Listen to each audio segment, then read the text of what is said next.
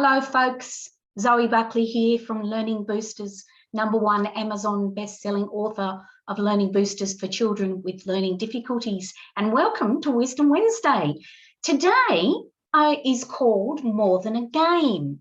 Now, the reason I've chosen this is because I love games. And let's face it, who doesn't? Who doesn't love games? I love getting lost in the thrill of that chase of the game and of actually, for me, winning the game is the best thing too, of course. So board games are actually the best. Playing games is especially helpful for kinesthetic and visual learners, and it helps learners connect with the knowledge with their understanding. So once they've got the knowledge, they then put it into practice in the games, and it becomes an understanding. Learning the alphabet, for instance, how to spell, how to take turns, learning the map of the world, coordinating planes, which is really important for maths, helps in practising thinking, problem solving, critical thinking, strategy, which all these skills are really critical to the understanding of learning and the practising of new skills.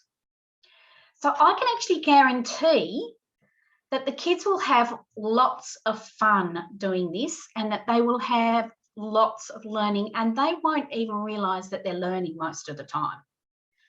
And that's a definite plus for us. So learning through play is very, very powerful. And as a teacher and a learning consultant for many years, I have helped thousands of students to enjoy their learning experiences. So it's also my job, I feel, to find different ways to help students to learn. So I'm going to share with you 3 of my most favourite board games and a few ways that I use these 3 games to help students. These are great games to use for homeschoolers as well. So #1 is the good oldie but goodie Scrabble. So Scrabble, as most of you are aware, is a word game for 2 to 4 players. You can score points by placing the tiles on the board to make a word. And each tile has a letter on it with a number for its value on it also. So the person with the highest score, when all the letters are gone into words on the board, wins. But there are other ways that you can actually use the board from Scrabble and the letters. So this can actually help your child to practice their spelling. They can learn frequent letter groupings, which is all part of learning how to spell, such as TH, IS, ED, combinations like that. So it also helps children to know what letter combinations appear regularly in words. It's a great start for those that are just learning how to spell, for getting the 2 and 3 letter words down and practicing them. It also teaches them how to take turns, and it's looking at how words can begin and end with the same letters as well. So there's a million ways you can actually use Scrabble as a learning tool. Playing the game, you don't have to do the scoring, you can just play the game, and getting the children to actually practice their spelling. So that's Scrabble. #2 is Battleships. Now, Battleships is a strategy guessing game for 2 players, which actually dates from World War I. And I didn't know this myself until I actually did a little bit of a search to find out some of the history about this game. It was originally played with pen and paper by the troops as they were in the trenches, to give them a bit of, light help from all the bombing and everything else.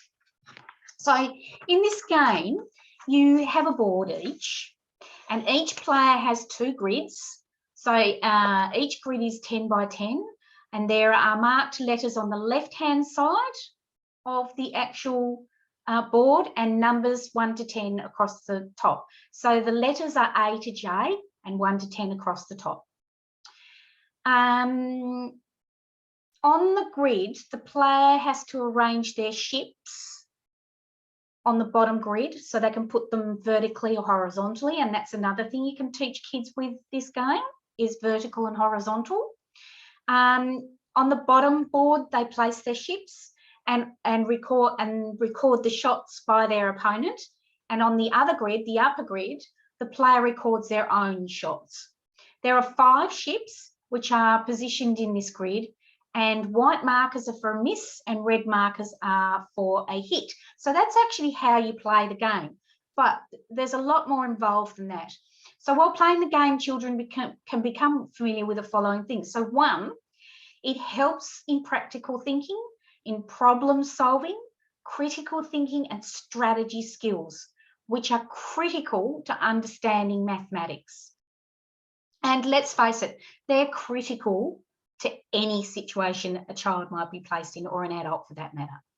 Number 2, for younger players, it's a great game for developing memory and logic and strategy.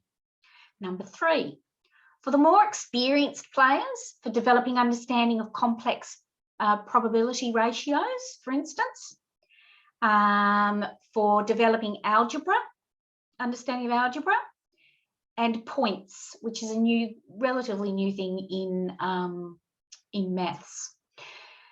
It also helped develop coordinated planes, grids, and ordered pairs. It helps with columns, following columns, rows, points, as I said, and graphs. So there's a lot you can actually use battleships for to help children to learn about maths. Number 3 game is Dragonology. Now, there might not be many of you out there that have heard of this game, but it's brilliant. It can teach you all, or teach the child all about learning about geography. Now, geography is more than just reciting the capitals and studying the maps. So in this game, you travel the world by air or land or sea. You gather knowledge of 9 different species of dragons. You use ancient spells and dragon charms in the pursuit of those dragons.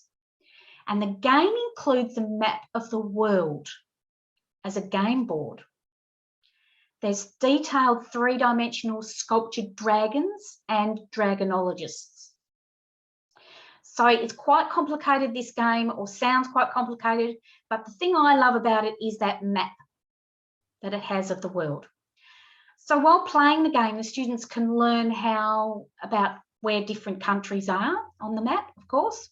And one way I get the kids to do this is I give them a dragon, or they choose a dragon, and then I'll say a country like Africa, and they'll have to move their dragon to that particular place on the board. And then they can spell it, or they can explore that culture. So current and past cultures are really good. So things like Vikings.